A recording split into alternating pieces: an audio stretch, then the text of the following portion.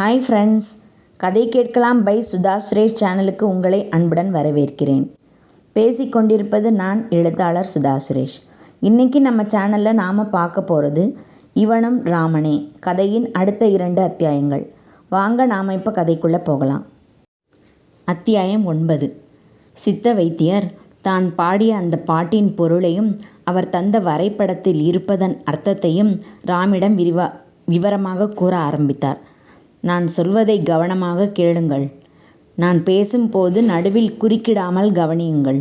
உங்களுக்கு ஏதேனும் சந்தேகம் தோன்றினால் இடையே கேட்க வேண்டாம். நான் அனைத்தையும் கூறி முடித்த பிறகு உங்கள் சந்தேகங்களை கேட்கலாம். புரிகிறதா மகனே? ஆகட்டும் ஐயா, பதில் கூறினான் ராம். பொதுவாக மூலிகைகளில் நிறைய மருத்துவ குணம் அடங்கியுள்ளது என்பதை நம்மில் பலர் அறிந்திருக்க வாய்ப்பில்லை. அந்த மூலிகைகளில் சிலவற்றை தான் நீ கண்டுபிடித்து கொண்டு வரப்போகிறாய். மூலிகைகளில் பல வகைகள் இருந்தாலும் நீங்கள் தேடிக்கொண்டு வரவேண்டியது 7 மூலிகைகள் மட்டுமே. அவை என்னென்னவென்றால் ஓமவள்ளி, நொச்சி, தழுதாலை, கலர்ச்சி, ஆடாதொடை, நேத்திரப்பூண்டு, பூலாங்கிழங்கு ஆகியவை ஆகும். இவைகள் எல்லாம் கடைகளில் கிடைக்கிறது என்று அதை வாங்கி வந்துவிடக்கூடாது மகனே. இந்த வரைபடத்தில் கூறியுள்ள இடங்களுக்கு சென்றுதான் அவைகளை நீ தேடி எடுத்து வர வேண்டும்.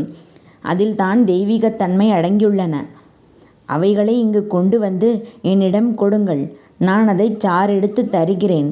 நீ அதை உன் மனைவிக்கு கொடுத்தால் அவள் உன் கண் விழித்து எழுந்தமர்வாள்.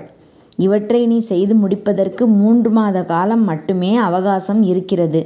அதற்குள் நீ அவற்றையெல்லாம் தேடி எடுத்து வர வேண்டும். இந்த குற்றால மலையைச் சுற்றிலும் உள்ள ஊர்கள், காடுகள், மலைகள், ஓடைகள், இவ்வாறு பல இடங்களில் இருக்கின்றன அந்த மூலிகை மருந்துகள். அவை எங்கெங்கு இருக்கின்றன, நீ எந்தெந்த பக்கங்களில் பயணம் செய்ய வேண்டும், இவற்றையெல்லாம் தான் இந்த வரைபடம் உனக்கு சொல்கிறது. அதில் குறிப்பிடப்பட்டிருக்கும் திசையில் சென்று அவை காட்டும் இடத்தில் இருக்கும் மூலிகைகளை பறித்து நீ கொண்டு வர வேண்டும். ஒவ்வொரு மூலிகை இருக்கும் இடத்திற்கு அருகாமையில் சென்றவுடன் நீ கொஞ்சம் கூர்ந்து கவனித்தால் தெரியும், மூலிகை இருக்கும் இடத்தில் ஏதாவது ஒரு அடையாளம் இருக்கும். அந்த அடையாளத்தை நீ தெரிந்து கொண்டு விட்டால் மூலிகையை கண்டுபிடிப்பது உனக்கு எளிதாகிவிடும். அந்த பயணத்தில் உனக்கு பல தடங்கல்களும் கஷ்டங்களும் வரும். அவற்றையெல்லாம் நீ வெற்றி கண்டு முன்னேறி சென்றால்தான் உன்னால் நீ நினைத்ததை அடைய முடியும். அதற்கு உன் மனதில் அளவு கடந்த உறுதி இருக்க வேண்டும். உன் மனைவியை காப்பாற்றியே ஆக வேண்டும் என்கிற ஒரு திடமான மனம் இருக்க வேண்டும். அப்போதுதான் உன்னால் இதை செயலாற்ற முடியும். இங்கிருந்து நீ உன் இடத்தை அடைந்தவுடன் முதலில் இந்த வரைபடத்தை நன்றாக பார். அதில் உள்ளதை புரிந்து கொள்ள முயற்சி செய். பிறகு உன் பயணத்தை துவங்கு. சென்று வா மகனே, வெற்றியுடன் திரும்பி வா என்று நீளமாக பேசி முடித்தார். கேட்டுக்கொண்டிருந்த ராமுக்கு ஒரு பக்கம் திகைப்பும் பயமுமாக இருந்தாலும் மற்றொரு புறம் சீதாவின் உயிரை காப்பாற்றுவதற்கு ஒரு வழி கிடைத்ததை எண்ணி மகிழ்ச்சியாகவே இருந்தது. இன்னொரு முக்கியமான விஷயம் சொல்ல வேண்டும் மகனே. கேள்விக்குறியுடன் அவரை ஏறிட்டான் ராம். உன்னால் அந்த பயணத்தை எந்த வாகனத்திலும் மேற்கொள்ள முடியாது. நீ கடக்க வேண்டிய பாதை கரடு முரடானது. குண்டும் குழியுமாக, மேடும் பள்ளமுமாக, முட்களும் புதர்களுமாக, காட்டு வழியாகவும் மலை மீது ஏறியும் செல்ல வேண்டியதாக இருக்கும். அதனால் அங்கு எந்த வாகனமும் செல்லாது. உன் கால்கள் மட்டுமே தான் உனக்கு உதவியாக இருக்கும். புரிந்ததா? இப்படி உரைத்தவர் அவனுடைய மனதின் எண்ணங்களை அறிய அவனையே உற்று பார்த்தார். ராமோ திகைப்பில் இருந்து மீளாதவனாய் கொஞ்சம் பயம் கலந்த அதிர்ச்சியுடன் அமர்ந்திருந்தான். எல்லாவற்றிற்கும் மேல் அவனுடைய மனதில் இருந்த உறுதியும் நம்பிக்கையும் அவன் முகத்தில் அப்பட்டமாக தெரிய ஒரு புன்சிரிப்புடன் அவனை நோக்கினார் அந்த பெரியவர். என் பேச்சு உனக்கு பயத்தை தருகிறதா மகனே? பயம் வேண்டாம், தைரியமாக செல். உன் நம்பிக்கையும் உறுதியும் உனக்கு கை கொடுக்கும். அந்த இறைவன் உனக்கு துணையாக உன்னுடனே வருவார். எனக்கு ஆசி புரியுங்கள் ஐயா. நெடுஞ்சான் கிடையாக அவருடைய காலில் விழுந்தான் ராம். என் ஆசி உனக்கு எப்போதும் உண்டு. சென்று வென்று வா மகனே. அந்த இராமாயணத்து ராமன் தன் சீதையை ராவணனிடம் இருந்து மீட்க கடல் கடந்து சென்று நினைத்ததை நடத்தி காட்டினான். நீ எனக்கு இந்த பூலோகத்து ராமனாகவே காட்சி தருகிறாய். நீயும் காடு மலைகளை கடந்து அந்த மூலிகைகளை கொண்டு வந்து கண்டிப்பாக உன் மனைவியை காப்பாய். ஜெயம் உனக்கே, சென்று வா. இருவரும் அவரிடம் விடைபெற்று கொண்டு அங்கிருந்து கிளம்பினார்கள். அவர்களுடைய கார் ராமையும் நேத்ராவையும் சுமந்து கொண்டு அவர்களுடைய இருப்பிடத்தை நோக்கி விரைய ஆரம்பித்தது. இருவரும் சிறிது நேரம் மௌனமாக யோசனையில் இருந்தனர். பிறகு நேத்ரா தான் பேச்சை துவக்கினாள்.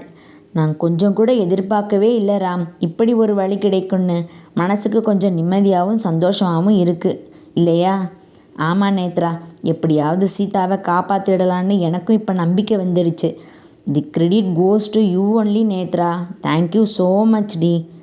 All the best Ram. நீ இதில் சக்ஸஸ் ஆகணும், சீதா சரியாகணும், 2 பேரும் முந்தி மாதிரி சந்தோஷமாக இருக்கணும். அது தாண்டா என்னோட ஆசை. ஷியோர் நேத்ரா, நிச்சயமாக அது நடக்கும்.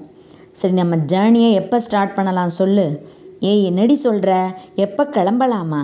எப்போ கிளம்ப போகிறேன்னு கேளு. இல்லை ராம், உன் கூட நானும் வர்றேன் ப்ளீஸ். ஏய் லூசாடி, நீ போகிற பாதை அவ்வளவு ஈஸியானது இல்லைன்னு அந்த பெரியவர் சொன்னது மறந்து போச்சா உனக்கு? உயிருக்கு கூட ஆபத்து வரலான்னு சொல்லியிருக்காரு, தெரியுமில்ல? அப்படி இருக்கிறப்ப ஆபத்து இருக்குன்னு தெரிஞ்சே எப்படி உன்னை நான் கூட்டிகிட்டு போகிறது? அதெல்லாம் ஒன்றும் ஆகாது ராம். நீயாவா என்னை கூட்டிகிட்டு போகிற? நான் தானே உன் கூட வர்றதா சொல்கிறேன். என்னை கூட்டிகிட்டு போடா, நானும் வர்றேன் ப்ளீஸ். சும்மா பைத்தியம் மாதிரி உளராத நேத்ரா. கண்டிப்பாக முடியாது, சாரி. டேய், நான் வர்றேன்னு சொல்கிறது உனக்கு ஹெல்ப் பண்ணுறதுக்காக மட்டும் இல்லை, இதில் என்னோட செல்ஃபிஷும் இருக்குது. என்னது செல்ஃபிஷா? ஆச்சரியமாக அவளை பார்த்தான் ராம். அத்தியாயம் 10. நேத்ரா கூறியதை கேட்டு மிகவும் ஆச்சரியமாக இருந்தது ராமுக்கு. இதில் தன்னோட சுயநலம் இருக்குன்னு இவ சொல்கிறாளே. நான் இப்போ போகிற பாதை ஆபத்து நிறைஞ்சதுன்னு அந்த வைத்தியர் சொன்னார். இதில் இவளோட சுயநலம் எங்கே இருந்து வந்தது? இவன் என்ன லூசுத்தனமாக பேசிகிட்டு இருக்கா என்று யோசனையில் இறங்கிவிட்டான் ராம். அவன் யோசனைக்கு சென்று விட்டான் என்பது அவனை பார்த்தாலே புரிந்தது நேத்ராவுக்கு. ராம், ஏய் டேய் ராம் என்று 3 முறை அழைத்த பிறகு அவளை திரும்பி பார்த்தான். என்னடி, இந்த உலகத்தில் தான் இருக்கியா? ஒரேடியாக யோசனையிலே மூழ்கிட்ட? ஆமாம் நேத்ரா, நீ சொன்னது தான் எனக்கு ஆச்சரியமாக இருக்குது, அதான் யோசிக்க ஆரம்பிச்சிட்டேன். ஏன் அப்படி நான் என்ன சொல்லிட்டேன்? இல்லடி, நீ என் கூட வர்றதில் ஓன் செல்ஃபிஷிங் இருக்குன்னு சொன்னியே, அதுதான் எனக்கு புரியலை. என்னென்னு கொஞ்சம் விவரமாக சொல்கிறியா? ஓகே, லைஃப்பில் எனக்கு ஏதாவது அட்வென்ச்சர் பண்ணணும்னு ஆசைடா. ஏதாவது சான்ஸ் கிடைக்காதான்னு பார்த்துட்ருந்தேன். அப்படி கிடைக்கலனா கூட நானாக ஏதாவது செய்யலான்னு தான் யோசிச்சுட்டு இருந்தேன் தெரியுமா? அந்த மாதிரி ஏதாச்சும் சாதிச்சுட்டு தான் கல்யாணமே பண்ணணும்னு வெயிட் பண்ணிகிட்ருக்கேன். இப்போ இந்த சான்ஸ் தானாக கிடச்சிருக்கு எனக்கு. அதுக்கு தான் சொன்னேன் என்னோட செல்ஃபிஷும் இருக்குன்னு. இப்போ புரியுதா? ஓ, அதிசயமான ஆசை தான். அதனால் நானும் கண்டிப்பாக உன் கூட வருவேன். ப்ளீஸ்டா, வேணான்னு மட்டும் சொல்லிடாத. இதுக்கு உன் அப்பா அம்மாலாம் ஒத்துப்பாங்களா? நிச்சயமாக ஒத்துப்பாங்க. ஏன்னா என்னோடய ஆசை அவங்களுக்கு தெரியும். கல்யாண பேச்சு எடுக்கிறப்ப எல்லாம் நான் இதை தான் அவங்கக்கிட்ட சொல்லிகிட்ருப்பேன். நீ எப்போ லைஃப்பில் சாகசம் பண்ணுறது, எப்போ கல்யாணம் பண்ணிக்கிறதுன்னு அவங்களும் சொல்லிகிட்டே தான் இருக்காங்க. ஸோ இப்போ இதை நான் சொன்னேன்னா அவங்க உடனே சீக்கிரம் போயிட்டு வந்து சீக்கிரமாக கல்யாணத்தை பண்ணிக்கன்னு தான் சொல்லுவாங்க. ஸோ அவங்கக்கிட்ட சம்மதம் வாங்க வேண்டியது என்னோடய பொறுப்பு. அந்த கவலையெல்லாம் உனக்கு எதுக்கு? சரியா? சரி, என்னமோ போ. நான் சொன்னால் நீ கேட்கவா போகிற? வந்து தொலை. நாளைக்கே கிளம்பலாமா? உற்சாகமாக கேட்டாள் நேத்ரா. நாம் வீட்டுக்கு போனதும் இந்த மேப்பில் என்ன இருக்குன்னு நல்லா ஒரு தடவை பார்த்துப்போம், நல்லா அப்சர்வ் பண்ணிப்போம். அதுக்கப்புறமா டிசைட் பண்ணலாம். செய்கிறத சரியாக செய்யணும். Yes, you are correct Ram. இருவரும் வீடு வந்து சேரும்போது மாலை 4 மணியை காட்டியது. ராம் நேராக தன் அறைக்கு சென்றான். சீதாவுடன் அறையில் இருந்த அவளுடைய அம்மா பிரேமாவதி தன் மாப்பிள்ளையை பார்த்ததும் அறையை விட்டு வெளியேறினார். முகம் கழுவிக்கொண்டு சீதாவின் அருகில் வந்து அமர்ந்து கொண்டான். அவளுடைய கையை தன் கையால் பற்றி கொண்டான். சிறிது நேரம் அவளுடைய முகத்தையே பார்த்தான். கண்கள் கலங்கியது அவனுக்கு. சீதா, உன்னை காப்பாற்ற எனக்கு ஒரு வழி கிடைச்சிருச்சு. நான் கண்டிப்பாக உன்னை காப்பாற்றிடுவேன். இன்னும் 3 மாதம் மட்டும் பொறுத்துக்கோ. நான் உனக்கான மருந்தோடு வர்றேன். அப்புறம் பாரு, நீ இப்படி படுத்திருக்க மாட்டேன். எழுந்து உட்காந்து என் கூட பேசுவ பாரு. இது நடக்கும் சீதா, நிச்சயமாக நடக்கும். பேசி முடிப்பதற்குள் அவனுக்கு அழுகை வந்துவிட்டது. பிறகு கீழே இறங்கி வந்தான். நேத்ராவும் முகம் கழுவி கொண்டு வந்தாள். இருவரும் ராமின் அம்மா சுமித்ரா போட்டு கொடுத்த டீயை சூட்டோடு சூட்டாக குடித்து முடித்தனர். ராம் தன் தாய் தந்தையிடமும் சீதாவின் தாய் தந்தையிடமும் விவரத்தை கூறினான். சித்த வைத்தியர் கூறிய அனைத்தையும் கூறி முடித்தான். நானும் நேத்ராவும் அந்த மூலிகைகளை எடுத்து வர்றதுக்கு நாளைக்கு இல்லைன்னா நாளை கழித்து கிளம்புறதா இருக்கோம்மா. ஒன்றும் பயம் இல்லையாப்பா ராம்? பத்திரமா வந்துடுவீங்கள்ல? அதெல்லாம் ஒன்றும் ஆகாதுப்பா. எதுலேயும் நம்பிக்கையும் உறுதியும் இருந்தால் கண்டிப்பாக நம்மளால் ஜெயிக்க முடியும். நிச்சயமாக நான் அந்த மூலிகைகளோட தான்ப்பா வருவேன். நம்ம சீதா கண்டிப்பாக சரியாயிடுவா. நாங்கள் திரும்ப சந்தோஷமாக வாழத்தான் போகிறோம். ராம் இந்த அளவு நம்பிக்கையுடன் பேசும்போது அவர்களால் அதை மறுத்து பேச முடியவில்லை. அவனுடைய பேச்சு அவர்களுக்குமே நம்பிக்கையை தந்தது. சரிப்பா, எப்படியோ நல்லபடியாக போயிட்டு வா. அந்த நாராயணன் உன்னை காப்பாற்றுவான். பிறகு உனக்கு துணையாக வருவான். பிறகு ராமும் நேத்ராவும் அந்த வரைபடத்தை விரித்து வைத்து கொண்டு அமர்ந்தனர். இருவரும் சிறிது நேரம் அதை அமைதியாக பார்த்தனர். கொஞ்சம் கொஞ்சமாக புரிய ஆரம்பித்ததும் அதிலேயே மூழ்கி போய்விட்டனர். ஒரு 20 நிமிடம் கழிந்ததும் நேத்ரா ராமிடம் கேட்டாள், என்ன ராம், இதில் இருக்கிறது உனக்கு புரியுதா கொஞ்சமாவது? இப்போ தான் புரியறதுக்கே ஸ்டார்ட் ஆகிருக்கு நேத்ரா. சரி, புரிஞ்ச வரைக்கும் சொல்லு பார்ப்போம். சொல்கிறேன் கேளு. இங்கே தெரியுது பாரு, இதுதான் குற்றால மலை. மலைக்கு இந்த பக்கம் பாரு, ஆரோ மார்க்கு போட்டிருக்கு. தென்மேற்கு திசைன்னு போட்டிருக்கு. செங்குத்தான மலை ஒன்று இருக்குது பாரு. அதுக்கு பக்கத்தில் ஒரு பாதை போகுது. ஆரோ மார்க்கும் அந்த டைரக்ஷனை தான் காமிக்குது. அதனால் நம்ம ஜேர்னி இங்கேருந்து தான் ஆரம்பமாக போகுதுன்னு நினைக்கிறேன். கரெக்டா? நீ என்ன நினைக்கிற? டேய் சூப்பர் ராம், நீ சொல்கிறது தான் கரெக்டு. எனக்கு இந்த பாதையில் போகணுன்றது புரிஞ்சது. ஆனால் நீ அப்சர்வ் பண்ண அளவுக்கு டீப்பாக என்னால் அப்சர்வ் பண்ண முடியலை. வெரி ப்ரில்லியண்ட்டுடா நீ. போதுண்டி, இதுதான் ஸ்டார்டிங் பாயிண்ட்டு. இன்னும் நிறைய தூரம் இருக்குது நம்ம பார்க்க வேண்டியதும் போக வேண்டியதும். அதுக்குள்ளேயும் பாராட்டுறதுக்கு அவசரப்படாத. நல்லபடியாக கிளம்புவோம். அப்புறம் மூலிகை எங்கே இருக்குன்னு ஏதாவது தெரியுதா? இல்லைடி, நாளைக்கு தான் பார்க்கணும். இந்த பாதையே ரொம்ப தூரம் போகிற மாதிரி தெரியுது. 50 கிலோமீட்டர்னு போட்டிருக்கு பாரு. அதுக்கப்புறம் வழியில் ஏதோ இங்கே பாரு, பாதை இந்த இடத்துல இருந்து முள்ளாக இருக்குது. அப்புறம் இங்கே பச்சை பசேல்னு இருக்குது பாரு. ஒருவேளை இந்த இடத்துல இருக்கலான்னு நினைக்கிறேன்.